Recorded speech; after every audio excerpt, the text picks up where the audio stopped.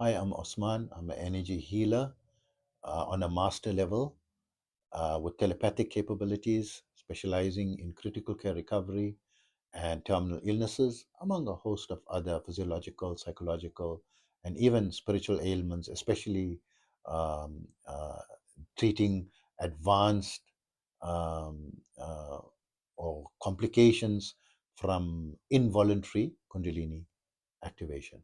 I'm also an advanced level yoga and meditation teacher, having been practicing for almost 50 years and teaching for 44 years. And in that period, studied under various masters from different schools of thought and practices in the yogic sciences and fields of yoga sciences, and been spending my whole lifetime developing a unique combination that is adapted to the 21st century, that is faster, better, quicker, more powerful.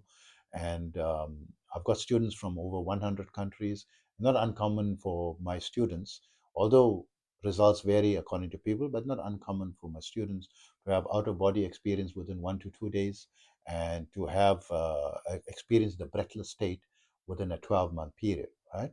So it's not uncommon, but not the results vary according to different students, and all peoples are different. To get more information on my services, visit my website, yogawellness786.com. Also, remember, my therapies are all natural based and not a replacement for medical treatment. So, what's my opinion on the best psychedelic drugs? So, this question is heavily loaded that I must answer in a way to recommend which one. So, I firstly will make the caveat. I recommend don't use external methods for the psychedelic experiences, because it's going to fast forward you to a dimension you're not ready for, emotionally not ready for, and a lot of people come out with negative experience. Some people are used to it, they can control it, and they take it in the stride and they use it as like an amazing trip. And many people can swear by it, or even die by it, that you have to try it. It's such an amazing thing. So, from I've never tried any of these, so I'm not qualified to read, but I've studied. I don't have to experience for myself. I can study the experiences of other people, right? And avoid, and get the knowledge and understand from that, right? So, my recommendation from my yoga sciences perspective, that if you are going to try it, right, do things that are more natural based than processed. So DMT is processed, pharmaceutically processed. LSD is processed, right? Mushrooms is less processed, coming directly from mushrooms.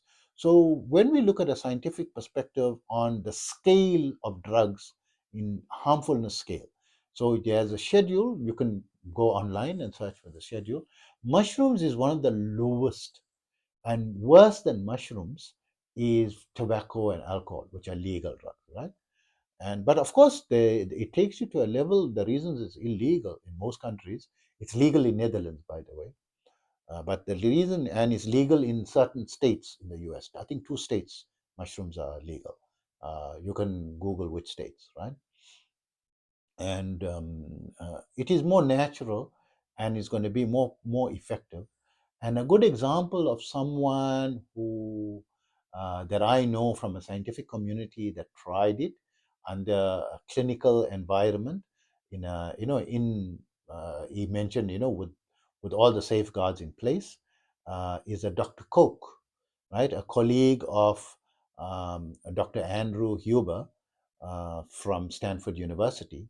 He's a colleague of Dr. Andrew Huber, and he was interviewed by Professor Andrew Huber, who's the professor of neurobiology and ophthalmology in Stanford University. And in his podcast, Huberman Labs, right? It's on Apple Podcasts and in Spotify, right? So he interviewed Dr. Koch and had the experience with mushrooms. I think it was no, it was DMT, a version of DMT, right? And he had, you could see, the amazing experience that he had. and he did it twice. Why he did it second time? He just wanted to know that it wasn't an imagination, right? That he could repeat it because they want to repeat. Scientific is that it must be you do the same thing is going to bring about the same result, right? And it repeated itself, in him, that experience which he had, and whether it is an hallucination or real, I'm of the opinion these are real. There are different frequencies, higher and higher frequencies, and there are also lower frequencies. That's why some people have negative experiences. Depends where they are at, right? In the spiritual. If you go for chakra unblocking and someone removes, the obstacles in your pathway, then it's going to be safer for you to do, practice or utilize any of the psychedelics. It's not going to have any harmful effects because the negativity is all cleared up for you, right? By someone who does. And I also specialize in doing chakra unblocking. I've developed my own unique protocol, for that. That was not taught to me by any of my teachers, right? And coming to chakra unblocking, which is very related to the psychedelic drugs as well, and it is related because you need to do it in order to practice it, right? um, it is something I didn't know there was such a thing as chakra unblocking until about, I think, just about 3 years ago.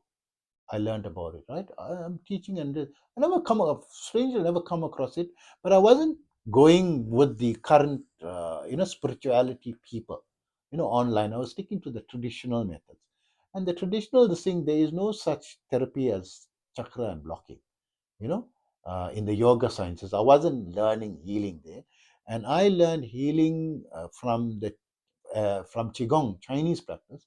My teachers, they never teach chakra unblocking, Yes, they can teach like, therapy for the different energy centers and so forth, and passing energy, but complete chakra unblocking, right? The protocol that I heard about it and it's very common. I said, let me, because I know what's the chakras and I know how to unblock them, put in energy. And so I developed, but I want to get feedback from my client that they seeing the colors of the light of each chakra. They must see it. If they don't see it, means chakra is not unblocked.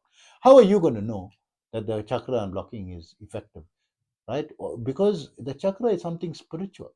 So you have to have a spiritual experience from the unblocking that's going to prove it's unblocked because it opens up the spirituality of that chakra.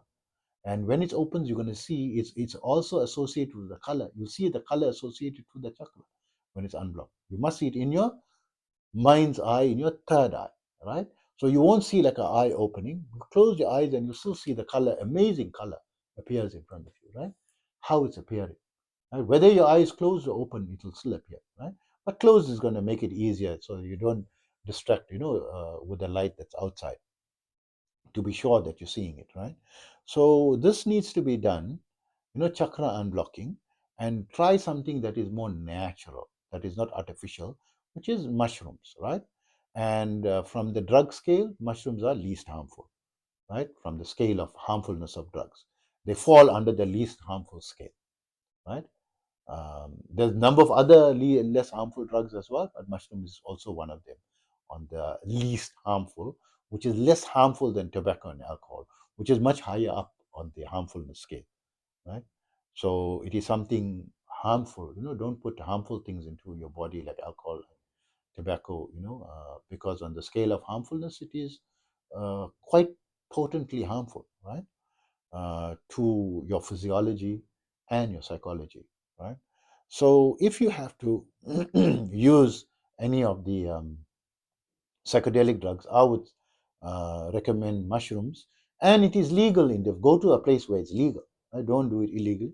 So 2 states in the US and Netherlands, it's legal. So take a trip to Netherlands to have the experience there with qualified people. And before you do that, do a chakra unblocking. I've never experienced a psychedelic drugs. I don't need to. I'm more, you know, I like going natural, right? I love natural in all aspects. Interpret it any way you want to. So hope that information helps you and take care of yourself always.